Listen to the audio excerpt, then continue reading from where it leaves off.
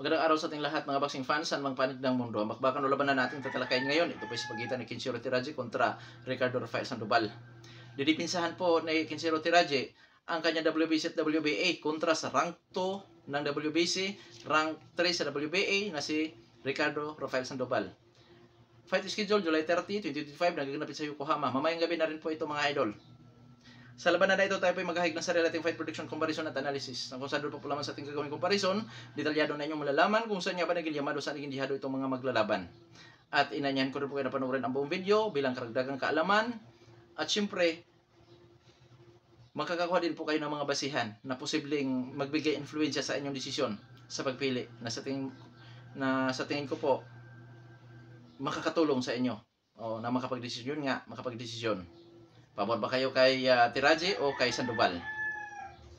Ganun pa man, naghahayag ang Dong Sports Page ng prediksyon. Nasa inyo pa rin po, huling desisyon. Bago naman natin ito simulan, para po sa mga boxing fans na bago po lang napadpad dito sa Timothy Channel, inaanyahin ko po kayo na sana suportahan po sa pamamagitan po ng pag-subscribe, like, and share. At para po sa mga boxing fans na walang sawa na sumuporta o sumubaybay dito sa Timothy Channel, taos puso po, pasalamat sa inyong lahat. Wala po Dong Sports Page kung wala rin po kayo mga idol. Nga pala, mapanood ng live ang labanan ito sa The Zone. So, alamin na natin ang mga background dito sa magkabilang panig dahil yan po ating gamitin yung referensya sa comparison. Unahin din sa panig ng challenger na si Ricardo Sandoval. Bilang sa professional boxer, Sandoval po ay may impresibong kartada. 26 wins with 18 wins coming by way of knockout. May 2 talo, ngunit wala pa natalang tabla. Sa kanyang 2 talo, sa puntusan lang ito natatalo. May edad 26 anyos at ang height 5 foot and 6 inches, reach 67 inches. Orthodox ang stance, count ratio 69.23%. Last fight, February 15, 2025, nakasagupa si Salito Henderson. Panalo by unanimous decision si Sandoval. Eksperyensya o karanasan ni Sandoval. Mga idol, diretso tayo sa pro fights. Nakasagupan nito si David Jimenez, na kung saan dyan siya nakatikim ng talo by majority decision. Nakasagupan din niya si Carlos Betrago, si Victor Sandoval, at si Angel Acosta.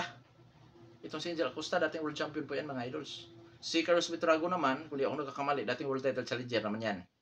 Sa skills itong si Ricardo Rafael Sandoval, basher puncher pa rin po ito mga idol. Pressure, defensive, brawler, counter, puncher style. No. Ang lahat ng nabanggit ko ay ginagawa ni Sandoval sa akto na laban. No. Footwork, pinapalatin ng distansya, side to side, in and out, may ganun to. Mga kamay, tagline power, timing at accuracy. Sa depensa, masasabi kong average. May mga opinions din po ito mga idol, lalo na sa middle sa suntukan. Sa paniglaban ni Kenshiro Teraji, bilang isang professional boxer, may presibong kartada naman ito. 25 wins with 16 wins coming by way of knockout. May isang talo, ngunit wala pa nitalang tabla. Sa kanya nag-isang talo, technical knockout or knockout ang kanyang sinapit. May edad na 33 anyos. At ang height, 5 foot and 4.5 inches, reach 64.5 inches, orthodox ang stance, ang count ratio 64%. Last fight, March 13, 2025. Nakasagupa niya si Sigo Yuri Akue. Panalo by 12 round technical knockout si Kenshiro Teraji. Karanasan o eksperyensya ni Teraji, 2 division world champion. Nag-world champion sa light flyweight at saka sa flyweight division. Mga nakasagupa, ang pinakamatindi nakasagupa niya mga idol si Masamichi Yobuke, kapwa niya Japanese fighter. Kamakailan na nag-world champion si Yobuke. Diyan siya nakatikim ng knockout, pero nakabawi po siya. Ni-knockout din niya si Yobuke sa rematch nila mga idol. Nakasagupa din niya si Antonio Olascuaga. Itong si Antonio Olascuaga, kamakailan lang o last year, nag-world champion din po yan. Si Hiroto Kyoguchi, dating world champion din po yan. Ngayon sa skills ni Kenshiro Teraji, boxer puncher.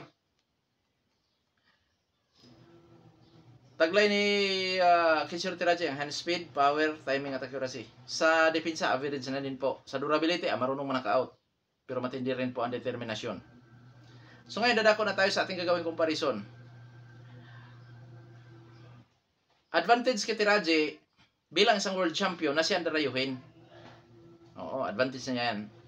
Sa ranking ng BoxRec, rank 1 out of 780 sa flyweight division si Kenshiro Teraji. Rank 6 naman si Ricardo Rafael Sandoval.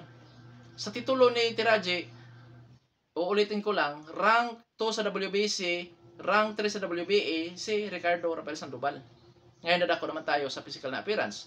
Unahin natin sa edad. 33 anyos si Teraji, 26 anyos si Rafael Sandoval. So pareho na sa prime. Height, reach, power, kung sino po ang may advantage. Sa height, mas matangkad po ng 1.5 inches itong si Rafael Sandoval. Sa reach naman, 3 inches lamang si Sandoval. Sa power, 69.23% naka-out ratio ni Sandoval, 64% naka-out ratio ni Tiraji. So, lamang sa power si Sandoval. Oo, lamang sa naka-out ratio. Kaya dito mga idol, advantage sa Sandoval ang height, reach, power. Ngayon, dadako naman tayo sa activity, pareho aktibo. Sa eksperyensya, 60-40 in favor of Kinsiro Tiraji. Sa narating sa boxing, sa uri ng nakalaban, lamang si Tiraji. Sa skills, pareho boxer puncher. Obra kaya ang experience, power with skills nitong si Kinsiro Tiraji, o yung laki, height, reach, power na advantage ni Rafael Sandoval, tapos combine sa kanyang skills as a boxer puncher.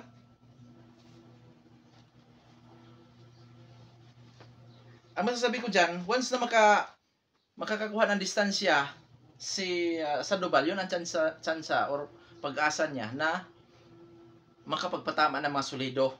Kasi kung nasa inside fighting mga idol, hindi ito makasuntok ng maganda. Bakit? Kasi maliit, mas pandak, mas mababa sa height, si Kinsiro Tiraji. Kung mapanatili ni Sandoval ang distansya, sansa niya yan, makalamang sa putusan at posible pa niyang ma-knock out si Tiraji kasi nga may lakas din naman kahit papano itong si Sandoval. Labanan ito ng power puncher eh. Si Kinsiro Tiraji naman, once na makapasok sa range itong si Ricardo Rafael Sandoval, yun naman ang kanyang sansa makapagpatama ng mga solido na kayang magpabagsak, mag-knock out din kay Sandoval.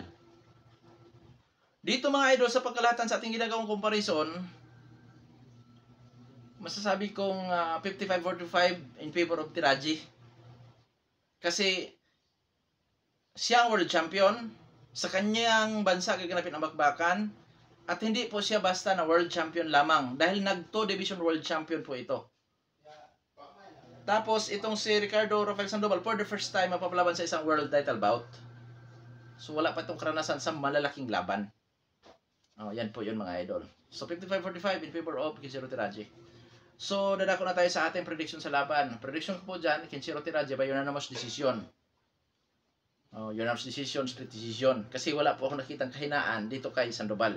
Ngunit, dahil sa mataas din naman ang knockout ratio nitong si Kinsiro Tiraji na maabot po sa 64%,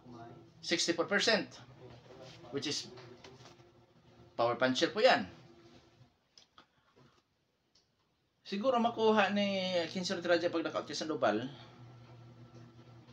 later rounds. 8, 9, 10, 11, 12. Posibleng ganun. Dahil doon, posibleng magbago ang galaw nito sa Sandoval. Pwede makipagsabay niya kay Tiraji yan. Ngayon, pabor ako kay Tiraji, knockout ang putusan. Sa panig naman ni Sandoval mga idol. Kasi pabor ko manalo si Tiraji. Sa panig ni Sandoval, kung magamit niya ang kanyang height and disadvantage, combination sa kanyang power at pagka-boxer puncher, delikado din si Tiraji na matalo sa puntusan. Oo, delikado din siya. At delikado din ma-knock out si Kinsiro Tiraji dahil mataas din ang knockout ratio ni Sandoval. Later rounds din. Siguro, magsimula sa 8 to 12 din mga idol. Tapos, sa puntusan, yun nga yung height and disadvantage kung magamit niya yan.